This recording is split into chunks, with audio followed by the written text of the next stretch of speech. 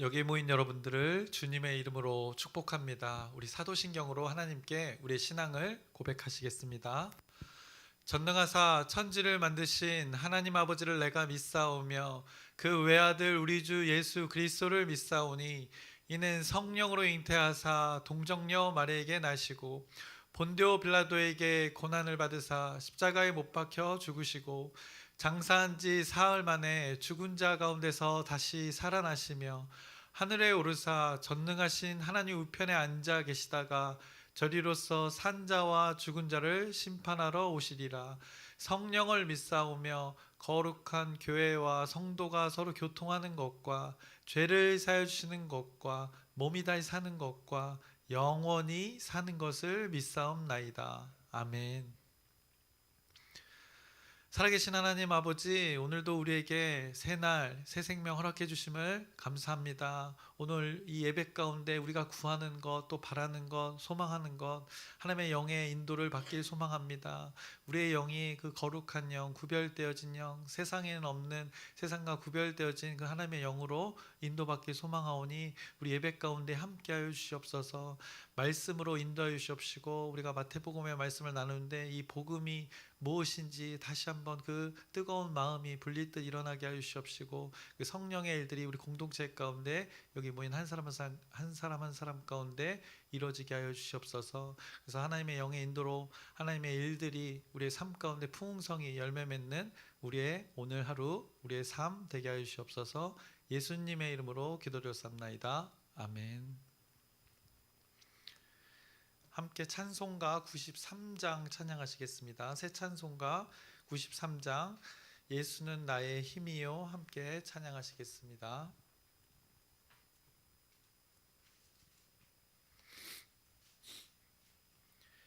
예수는 나의 힘이요 내 생명 되시니 구주 예수 떠나 살면 죄 중에 빠지리 눈물이 앞을 가리고 내 맘에 근심 쌓일 때 위로하고 힘 주시리 주 예수. 예수는 나의 힘이요 내 친구 되시니 그 은혜를 간구하면 풍성히 받으리. 햇빛과 비를 주시니 주수할 곡식 많도다. 귀한 열매 주시느니 주 예수. 예수는 나의 힘이요 내 기쁨 되시니 그 명령을 준행하여 늘 충성하겠네. 주야로 보호하시며 바른 길 가게 하시니 의지하고 따라가리 주 예수. 예수는 나의 힘이요 내 소망 되시니 이 세상을 떠나 할 때 곧 영생 얻으리. 한없는 복을 주시고 영원한 기쁨 주시니 나의 생명 나의 기쁨 주 예수.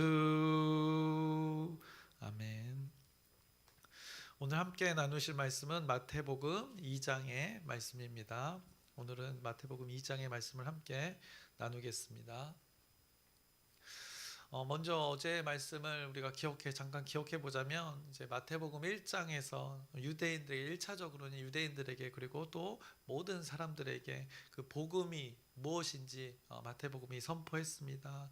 그래서 그 내용을 기억해 보자면, 복음이 교리적으로 무엇을 말하고 복음의 내용이 무엇이고 이렇게 장황하게 설명한 것이 아니라, 마태복음 1장에서는 모든 인생들에게 기쁜 소식이 무엇인지, 그 복된 소리가 무엇인지 아주 단순하고 이렇게 분명하게 선포하였습니다.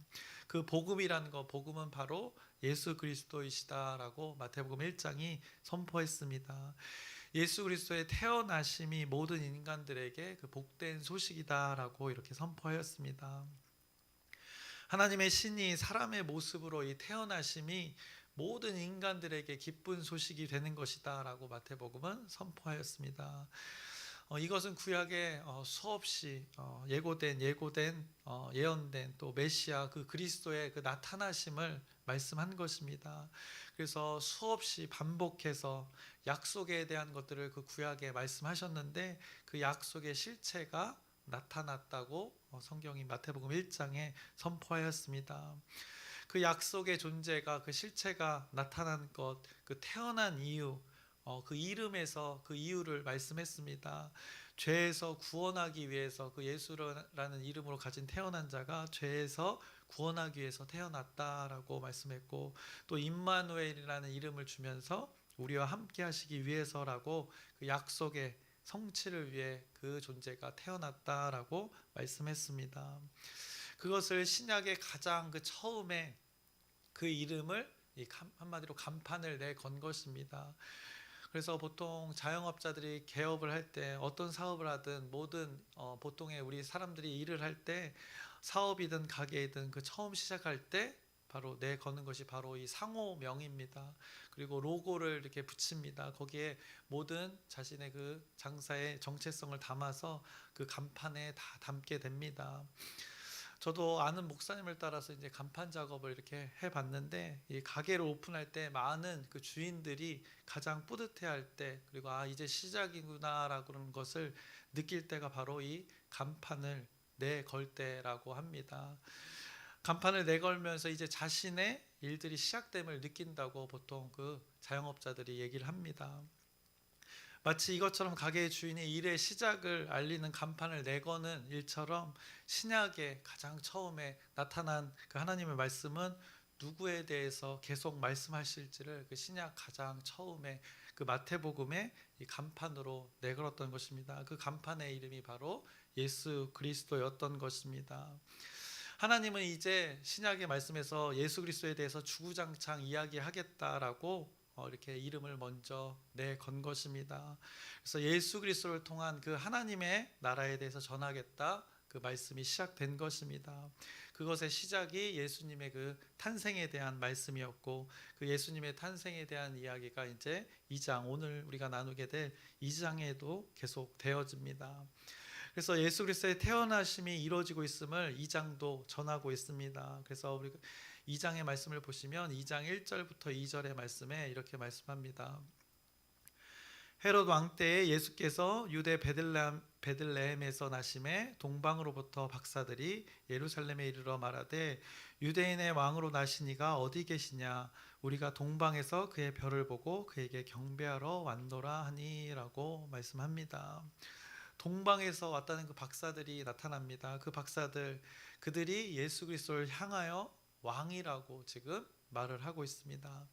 사실 당시에 그곳을 다스리는 그 세상의 왕이 존재했습니다. 바로 헤롯 대왕이 존재했습니다.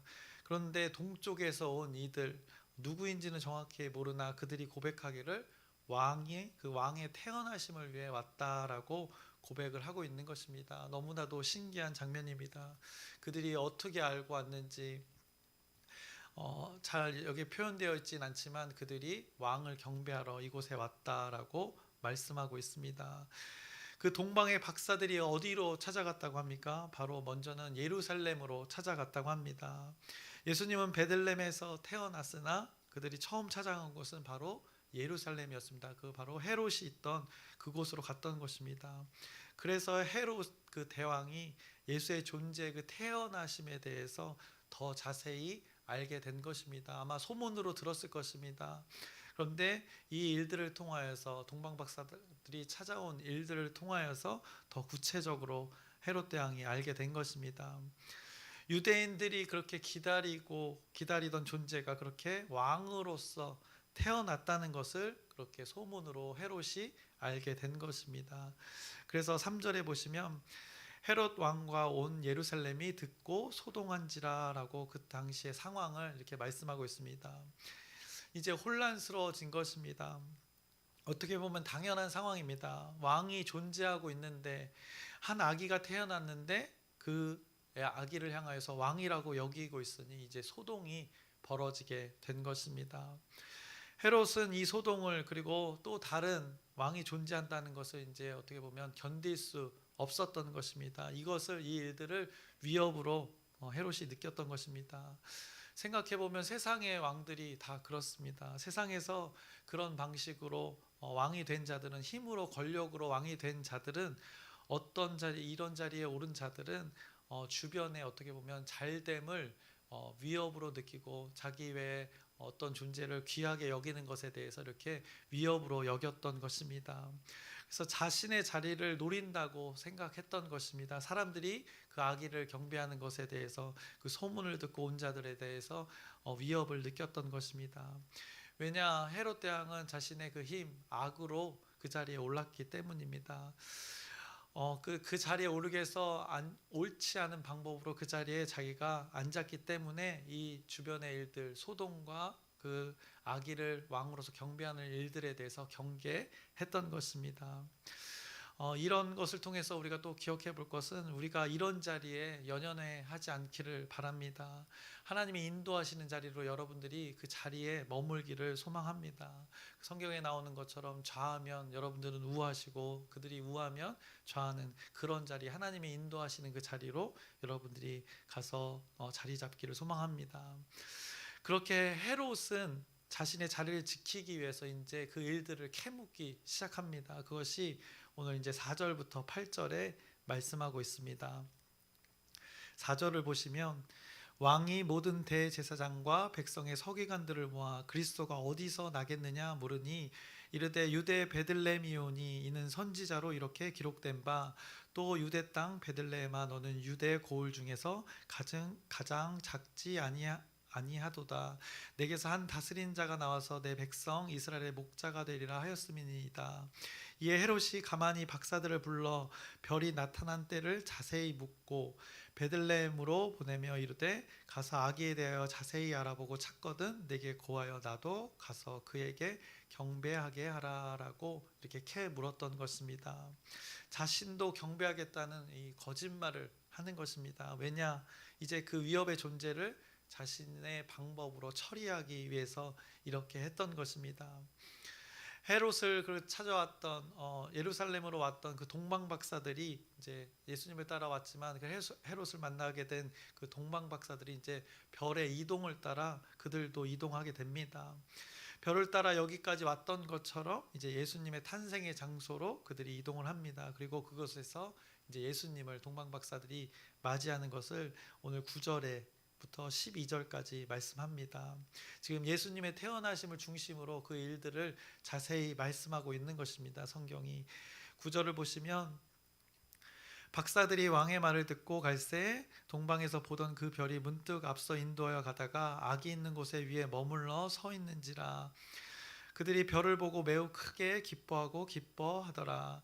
집에 들어가 아기와 그의 어머니 마리아가 함께 있는 것을 보고 엎드려 아기께 경배하고 보배압을 열어 황금과 유향과 모략을 예물로 드리니라. 그들은 꿈에 헤롯에게로 돌아가지 말라 지시하심을 받아 다른 길로 고국에 돌아가니라라고 말씀합니다. 이렇게 동방 박사들이 아기를 왕으로서 이 예배하고 경배하는 일들을 이렇게 증거하고 있습니다. 그리고 이제 헤롯 왕이 쫓아오고 그 사이에 또 헤롯이 모든 아기를 죽이는 일들이 벌어집니다. 그래서 그 길로 주의 사자가 나타나서 그 피할 길을 동방 박사들이 피할 길을 12절에 말씀했던 것입니다. 그래서 동방 박사들의 꿈에 주의 사자가 나타났었습니다. 그래서 그들로 하여금 어떻게 보면 다른 길로 돌아갈 것을 지시했던 것입니다. 그래서 아마 동방 박사의 뒤를 밟도록 헤롯이 지시했던 것 같습니다. 그래서 그들이 어떻게 보면 하나님의 인도하심으로 예수님의 태어나심이 잘 보호되기 위해서 이렇게 정확한 위치를 노출하지 않기 위해서 하나님께서 동방 박사들의 꿈에 나타나 이렇게 지시했던 것입니다. 이런 일들이 벌어지는 사이에 요셉에게도 주의 사자가 나타납니다. 그것을 오늘 13절부터 15절에 말씀하고 있습니다. 13절을 보시면 그들이 떠난 후에 주의 사자가 요셉에게 현몽하여 이르되 헤롯이 아기를 찾아 죽이려 하니 일어나 아기와 그의 어머니를 데리고 애굽으로 피하여 내가 내게 이르기까지 거기에 있으라 하시니 요셉이 일어나서 밤에 아기와 그의 어머니를 데리고 애굽으로 떠나가 헤롯이 죽기까지 거기 있었으니 이는 주께서 선지자를 통하여 말씀하신 바 애굽으로부터 내 아들을 불렀다 함을 이루려 하심이라라고 또 그 사이에 많은 일들이 있었음을 또 성경이 말씀하고 있는 것입니다. 그런데 하나님 주의 사자가 꿈에 나타나서 또 피할 길을 알려주는 것을 성경이 말씀하고 있습니다. 헤롯이 음모를 꾸몄던 것입니다. 헤롯이 그 아기 또래 그 아기들 태어난 아기들을 다 죽이라는 그 명령이 있었습니다. 그 일을 피하기 위해서 하나님은 이렇게 준비하셔서 피할 길을 허락하신 것입니다. 이것이 바로 하나님의 함께하심의 증거다라고 마태복음 1장에 나타났던 것을 실제로 경험되어진 것을 다시 한번 2장에서 지금 증명하고 있는 것입니다. 하나님을 신뢰하는 자들에게 하나님의 인도하심이 이렇게 함께하심을 통해서 피할 길이 있음을 분명하게 경험되어지는 것을 성경이 말씀하고 있는 것입니다. 동방 박사들의 그 피함과 또 예수의 그 가족들이 요셉과의 그 가족들이 이렇게 어려움을 헤쳐나가는 일들 무엇을 통해서 주의 사자가 그 말해주심을 통해서 이 일들이 벌어지고 있다고 성경이 다시 한번 증명하고 있는 것입니다.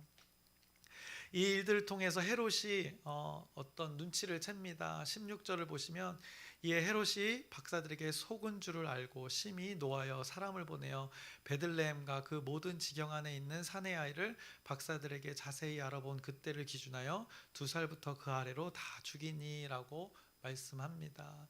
헤롯 대왕 어떻게 그 자리에 올랐는가 그것을 보여주고 있는 것입니다. 그렇게 힘으로 그 자리에 올랐던 자 동일한 방식으로 그 예수 그리스도를 대하는 것입니다. 그런데 이미 예수의 가정은 피한 후입니다. 이 헤롯의 행동을 성경이 꼬집고 있는 것입니다. 그 악의 행동, 죽음으로 이 두려움을 주어서 세상을 지배하려는 그 방식에 대해서 세상의 방식을 이 헤롯의 행동을 통해서 성경이 또 말씀하고 있는 것입니다. 그러나 죽음이 있을 수밖에 없는 이 어려움 상황 속에서도 죽임을 당하지 않고 오직 생명이 유지되는 일들이 예수의 가정 가운데 있음을 하나님이 함께 하심을 통해서 이 일들이 벌어지고 있음을 성경이 이렇게 대조적으로 또 마태복음 2장에 말씀하고 있는 것입니다. 악이 지배하는 그 상황 속에서도 악에게 지배당하지 않는 한 존재에 대해서 성경이 말씀하고 있는 것입니다. 이 상황을 17절과 18절에 이렇게 말씀합니다. 이에 선지자 예레미야를 통하여 말씀하신 바 라마에서 슬퍼하며 크게 통곡하는 소리가 들리니 라헬이 그 자식을 위하여 애곡하는 것이라. 그가 자식이 없으므로 위로받기를 거절하였도다 함이 이루어졌느니라. 지금 아기들이 많이 죽는 상황이 벌어졌습니다. 악의 방법으로, 세상의 방식으로 많은 희생당하는 그 아기들이 있었음을 슬퍼하는 모습을, 슬픔의 그 상황들을 지금 성경이 이렇게 말씀하고 있습니다. 라마에서 슬퍼하며 크게 통곡하는 것, 이 포로기 때의 모습을 말하는 것이고, 라헬이 자식이 없어 그 슬퍼하는 모습, 하나님의 그 믿는 자의 그 자손이 이어지지 않을 때 그 슬픔을, 지금 이 상황을, 악이 지배하는 상황의 슬픔을 이렇게 또 표현하고 있는 것입니다. 그럼에도 이 죽음의 슬픔의 이 세상의 상황 속에서도 예수 그리스도의 가정, 하나님의 함께 하시는 그 가정, 그 존재는 해함을 받지 않는다는 것을 성경이 이렇게 말씀하고 있는 것입니다. 그래서 또 이 요셉의 가정, 예수 그리스도의 가정이 요셉의 꿈에 나타난 그 주의 사자를 통해서 이리저리 이제 또 왔다 갔다 하면서 살게 됩니다. 주의 사자가 나타나서 이스라엘 땅으로 돌아갈 것을 말해줍니다. 그래야 해서 다시 돌아가게 되고, 갔더니 또 다른 세상의 왕이 있었던 것입니다. 그런데 그 왕조차 어떻습니까? 이 몇 절에 나오냐? 22절에 나옵니다. 아켈라오라는 그 왕이 존재합니다. 그런데 그 왕도 헤롯 대왕과 별반 다르지 않았던 것입니다. 세상의 방식으로 더 포악했던 그 왕이 있었습니다. 그래서 다시 요셉의 꿈에 나타나서 어떤 일이 벌어지는가 지시하여서 이제 갈릴리 지방으로 갈 것을 전합니다. 그래서 또 예수의 가족은 또 그렇게 이동을 하게 됩니다. 그래서 어디로 가는가? 나사렛 동네로 가게 됩니다. 그래서 나사렛 예수라는 이름이 붙여지게 되는 그 이유가 되는 것입니다. 그래서 하나님께서 말씀하신 대로 이동하였더니 그 일들이 무엇이 되었는가? 결국 이 모든 일들이 예언되었던 하나님의 구약의 말씀대로 성취가 되는 것을 오늘 마태복음 2장이 말씀하고 있는 것입니다.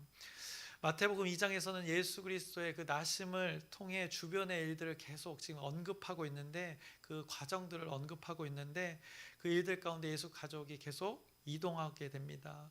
그런데 그 스스로의 판단으로 이동하고 있지 않습니다. 사람의 판단으로 결정하여서 그 환경 속에서 이동하고 있지 않다는 것을 성경이 계속 말씀하는 것입니다. 하나님의 그 주의 사자가 말씀해 주신 대로 그들이 이동하고 있다는 것, 그 보호하심, 함께 하심을 통해서 그렇게 피할 길로 살아가고 있다는 것을 성경이 말씀하고 있는 것입니다.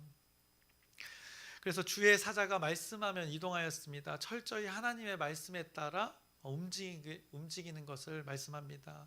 그렇게 하나님의 말씀에 따라 이동했더니 어떤 일이 벌어지는가?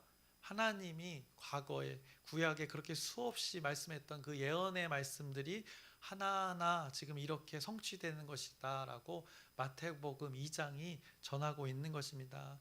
그 말씀의 약속의 성취가 이루어지는 것 2장에 3번 나타나 있습니다. 우리가 방금 읽었지만 15절을 보시면 이렇게 말씀합니다. 이는 주께서 선지자를 통하여 말씀하신 바 생략하고 이루려 하심이라 라고 말씀하는 것입니다. 그 과정 속에 그 하나님의 말씀하셨던 바가 계속 이루려고 이 일들을 하나님께서 함께 하심을 통해서 이루고 계시다는 것을 마태복음 2장이 계속 말해주고 있는 것입니다. 17절에도 마찬가지입니다. 이에 선지자 예레미야를 통하여 말씀하신 바, 그리고 18절의 마지막 부분에 함이 이루어졌느니라 라고 말씀하시는 것입니다. 구약에 예언됐던 일들이 그대로 이 상황 가운데 예수의 태어나심 가운데 하나하나 성취되고 있다는 것을 성경이 말씀하고 있는 것입니다. 23절에도 마찬가지입니다. 이는 선지자로 하신 말씀에 나사렛 사람이라 칭하리라 하심을 이루려 함이러라 라고, 나사렛 예수의 일들이 많이 갈릴리 지방에서 그 예수님의 사역이 벌어지는데 결국 나사렛으로 보내는 이유도 바로 하나님의 섭리 가운데 그 말 성취하기 위해서 이렇게 보내짐을 받았다라고 성경이 마태복음 2장에 계속 이렇게 말씀하고 있는 것입니다. 그래서 예수님의 태어나심의 그 과정을 말하고 있는데, 여기서 중요한 것은 지금 하나님의 말씀이 말씀하신 그대로 하나하나 성취되고 있다는 것을 지금 마태복음 2장이 계속 전하고 있는 것입니다. 그래서 내용에만 우리가 집중해도 은혜가 되지만은 지금 예수 그리스도를 통한 이 모든 일 하나하나가 약속대로 이루어지고 있다라고 지금 마태복음 2장이 그 유대인들에게는 먼저 선포한 것이고 또 우리에게 선포하고 있는 것입니다. 그래서 마태복음 2장은 그걸 말하고 싶은 것입니다. 하나님은 시건치 않으시는 하나님이다라고 말씀하시는 것입니다. 하나님은 정말 신실하신 하나님이구나라는 것을 깨닫게 하는 그 하나님의 말씀이 되는 것입니다. 그래서 우리는 이 말씀을 2장의 말씀을 통해서 그 사실들을 찾는 것보다 여기에 이 사실 가운데 무엇이 이루어지고 있는지 구약의 말씀들이 선지자에게 했던 말씀들이 성취되는 하나님의 말씀대로 성취되는 이 하나님을 오늘 발견하면 우리는 오늘 이 목적을 오늘 이 말씀을 나눈 목적을 다 이룬 것이라 생각해 봅니다. 그래서 우리에게 간단하게 질문으로 적용해 보고 설교를 마치려고 합니다. 이 하나님이 주신 약속들이 하나하나 이 가정 가운데 이루어지고 있습니다. 동일하게 우리를 교회로 세워 주셨고 우리를 하나님의 자녀로 불러 주셨습니다. 그러면 하나님이 여러분에게 하신 약속이 무엇인지를 한번 오늘 이 말씀을 통해서 생각해 보시길 바랍니다. 하나님은 그 여러분에게 주신 그 약속을 여러분을 통하여서 또 성취하기를 원하시고 계십니다. 여러분의 가정의 약속으로 주신 그 하나님의 말씀이 무엇인지를 한번 이 말씀을 근거로 생각해 보시길 바랍니다. 나 개인 또 우리의 가정, 각자의 가정 또 마지막으로 하나님께서 우리 공동체에게 주신 그 하나님의 약속의 말씀이 무엇인지를 한번 이 말씀을 근거로 한번 생각해 보시기 바랍니다. 아주 작은 것부터 또 여러분들이 큰 것이라 여기지는 것까지 분명히 있을 것입니다. 그것이 무엇인지 다시 한번 기억하는 오늘 이 시간이 되었으면 좋겠습니다. 그 약속을 붙들고 사는 것이 결국에는 이 복된 삶이다. 그것이 하나님이 함께 하심을 경험하게 되는 그 계기가 된다라고 성경이 말씀하고 있는 것입니다. 그래서 선지자를 통하여서 했던 말들을 이루려 하심이라라고 그래서 반복해서 3번이나 오늘 마태복음 2장에 말씀하고 있는 것입니다. 똑같습니다. 우리에게 주어진 그 약속 생각해 보자고 한 이유, 우리에게 주어진 약속들을 이루려 하심이기 때문입니다. 그래서 다시금 우리의 흔들리는 삶이 있습니다. 그 가운데 말씀으로 오늘 이렇게 찾아오셔서 약속을 이루시겠다는 그 하나님을 여러분들이 기억하시고 오늘 이 이루심을 약속의 성취가 이루어지는 그 장면을 보여주시는 것입니다. 본보기를 보여주시는 것입니다. 다 피할 길을 주시고 주의 사자가 나타나 다 그 길을 알려주십니다. 우리에게도 오늘 말씀으로 그것을 확증하고 있는 것이니 나 개인에게 또 우리 가정에 또 공동체에 그 주신 말씀이 무엇인지를 다시 한번 기억하고 그 성취하신 그 하나님을 붙들고 나아가는 오늘 귀한 날 되기를 주님의 이름으로 축원합니다. 기도하겠습니다. 살아계신 하나님 아버지, 그 하나님의 약속의 일들이 그 선지자에게 했던 말씀들이 하나하나 차례대로 이루어지는 것을 목격합니다. 그것이 마태복음 2장에 나타나 있습니다. 그 하나님의 일하심을 기대하며 소망하며 우리의 삶을 오늘 살아가겠습니다. 오늘 우리의 삶 가운데 나에게 또 우리 가정 가운데 우리 공동체 가운데 주신 말씀들 분명히 있습니다. 그것이 잊혀져 있다면 다시 기억나게 하여 주시옵소서. 마음과 생각 가운데 하나님의 영의 인도를 받아서 그 일들이 우리 가운데서 성취되어질 수 있도록 우리가 기억하여서 그 하나님 말씀대로의 삶을 살아가는 오늘 귀한 날 되게 하여 주시옵소서. 예수님의 이름으로 기도드렸사옵나이다. 아멘.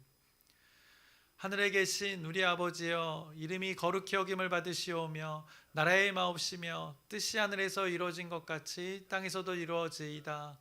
오늘날 우리에게 일용할 양식을 주옵시고 우리가 우리에게 죄 지은 자를 사하여 준 것 같이 우리의 죄를 사하여 주옵시고 우리를 시험에 들게 하지 마옵시고 다만 악에서 구하옵소서. 나라와 권세와 영광이 아버지께 영원히 있사옵나이다. 아멘. 우리 기도 제목 짧게 나누고 함께 기도하겠습니다. 우리 초청주일에 초청된 그 영혼들이 있습니다. 그 영혼들이 하나님을 예배하는 그날까지 우리가 계속해서 지속된 기도 부탁드립니다. 그리고 아프신 분들이 있습니다. 한 사람 한 사람 이름을 언급하면서 그 하나님의 치유와 회복을 구하는 기도 또 부탁드립니다.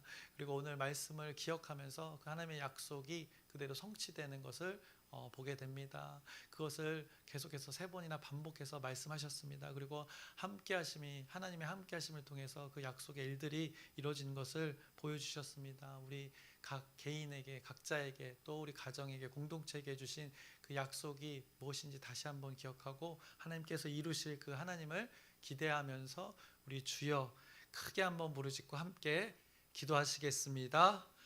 주여